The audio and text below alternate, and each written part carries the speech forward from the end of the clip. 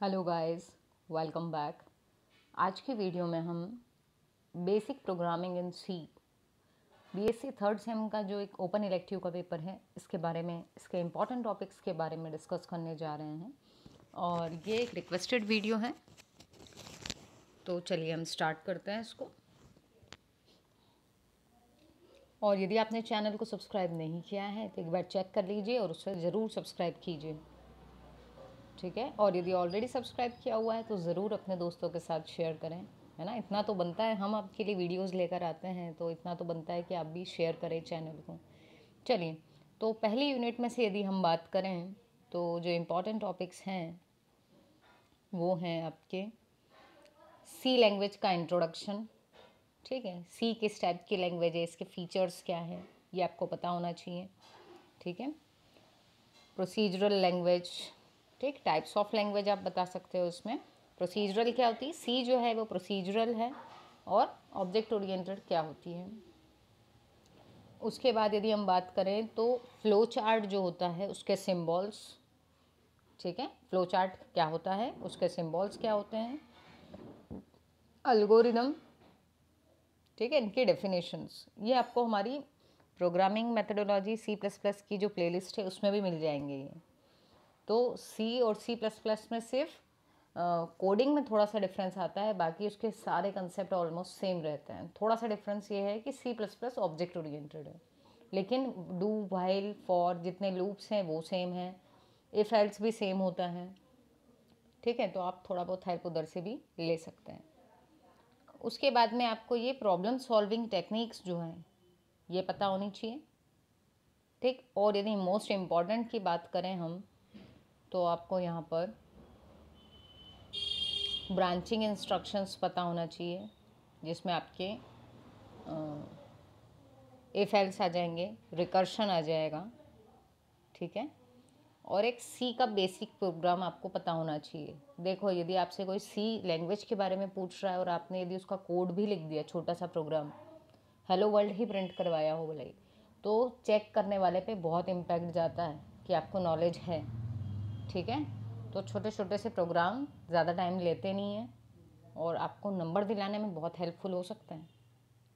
तो पहली यूनिट में से अगर हम इन ब्रीफ शॉर्ट में बात करें तो अल्गोरिदम, फ्लो चार्ट, सी लैंग्वेज के फीचर्स, उसके डेफिनेशन, और आपका ब्रांचिंग इंस्ट्रक्शंस, ठीक है, और लूपिंग रिकर्शन क्या होता है ये आपको पता होना चाहिए, ठीक। और how to compile and run C program, ये बहुत छोटा होता है। कंपाइल के लिए कंट्रोल Alt F9 यूज़ करते हो और रन करने के लिए कंट्रोल F9। तो ये आपको लिख करके बताना है, तो छोटा प्रोग्राम लिख दोगे तो ज़्यादा बेहतर है। उसके बाद हम आ जाएं सेकेंड यूनिट में, तो यहाँ आपके पास में है ऑपरेटर्स, मोस्ट इम्पॉर्टेंट है। Arithmetic operator, logical operator, conditional, bitwise, ठीक है। ये बहुत ज़रूरी है, ये आपको आना चाहिए। और यदि हम बात करें तो टाइप कन्वर्जन जो है वो पता होना चाहिए। और ये जितने आपको सिंगल कैरेक्टर के फंक्शंस दिए हुए हैं, गेट सी एच, gate C H R, it में भी पॉसिबल कि आपको क्वेश्चन देके बोल दें कि भैया इनमें से कुछ 3-4 दे दिए और पूछ लिया कि भाई 2 के बारे में इंफॉर्मेशन दो, बताओ ये 2 फंक्शन क्या काम करते हैं। तो आपको ये पढ़ना ज़रूर है, ठीक है। गेट सी एच आर, बहुत छोटा सा डिफरेंस होता है इनमें, अलग अलग बहुत माइनर से डिफरेंसेस हैं इनमें आपस में, तो इतना आपको पता होना चाहिए, ठीक है। और print F, scan F most important है। तो सेकेंड यूनिट का इन शॉर्ट यदि हम बात करें तो आपके जितने भी ऑपरेटर्स हैं वो, टाइप कन्वर्जन, और ये जो gate C H A R दिया हुआ है, ये सब बहुत ज़रूरी है। थर्ड यूनिट में है आपका डिसीजन मेकिंग, मोस्ट इम्पॉर्टेंट है कि आपका जो इफ़ एल्स है ये आपको पता होना चाहिए। तो थर्ड यूनिट में जो बहुत ज़्यादा इम्पॉर्टेंट है वो है इफ एल्स, स्विच केस, और जो आपके लूप्स हैं फॉर वाइल और डू वाइल, यदि आपने सब पढ़ रखे हैं तो बहुत अच्छी बात है, अदरवाइज़ ये भी हमारी प्लेलिस्ट में मिल जाएगा आपको। C++ की प्लेलिस्ट जो है उसमें आप देख सकते हो। तो सिर्फ डिफरेंस आएगा, जहाँ सी आउट है वहाँ पे प्रिंट एफ आएगा और जहाँ सी इन है वहाँ स्कैन एफ आता है। ठीक है, तो यहाँ आपको ब्रेक और कंटिन्यू जितने लूप्स हैं ये, और आपका इफ एल्स, ये पता होना चाहिए। फोर्थ यूनिट अरे की है, तो आपको 1D अरे 2D अरे ये पता होना चाहिए क्या होता है। ठीक है, मल्टी डायमेंशनल अरे, इनके डेफिनेशंस एटलीस्ट आपको मालूम होनी चाहिए। और जो स्ट्रिंग के फंक्शंस हैं ये मोस्ट इम्पॉर्टेंट है। str लेंथ के लिए, कॉपी, स्ट्रिंग को कॉन्केटिनेट करने के लिए strcat।